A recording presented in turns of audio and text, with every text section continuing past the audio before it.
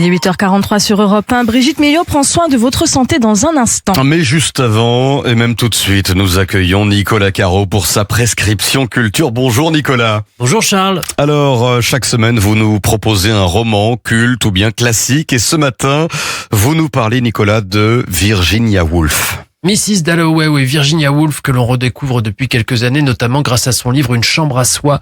Ça date de 1929, mais c'est un essai. Il y a un regain d'intérêt pour elle. Elle avait un peu disparu dans les années 40 et elle revient parfois.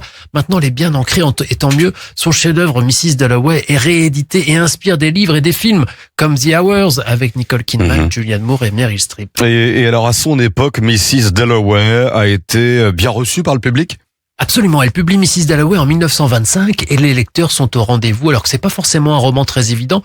Il y a une recherche pointue de style et de mode de narration, c'était assez innovant, entre autres parce que, par exemple, Mrs. Dalloway, c'est juste l'histoire de Clarissa Dalloway, donc une dame d'une 50aine d'années qui reçoit à dîner le soir mais elle a besoin de fleurs, alors elle va en chercher. Ça se passe juste après la Première Guerre mondiale, pendant une seule journée dans Londres. Faut avouer qu'on a vu des meilleurs pitchs, c'est justement ça sa spécificité, tout tient par le style et les pensées de Mrs. Dalloway qui observe le monde elle-même comme dans un flux de conscience, mais c'est comme ça le public l'a suivi et elle a pu accéder à une reconnaissance très rapidement, mais son destin est tragique. Virginia Woolf était menacée par la folie, elle se sentait devenir folle. D'ailleurs, c'est ce qu'elle écrit dans la lettre qu'elle a laissée à son mari, Léonard, avant de se suicider en 1941 à 59 ans, en se jetant dans une rivière. Restent ses chefs-d'œuvre, dont Mrs. Dalloway. Et Une chambre à soi notamment. Merci Nicolas Caro.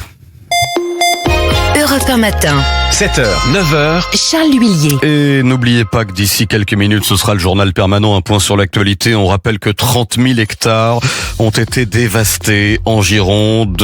70 000 évacuations devraient avoir lieu dans tout le sud-ouest aujourd'hui, en plus des quelques 100 000 qui ont déjà eu lieu ces dernières heures. Et de tout cela, nous allons parler, notamment dans notre édition de 9h d'ici un quart d'heure sur Europe 1. Et merci d'être à l'écoute d'Europe 1. Brigitte Millot est arrivée pour prendre soin de notre santé. Bonjour Brigitte.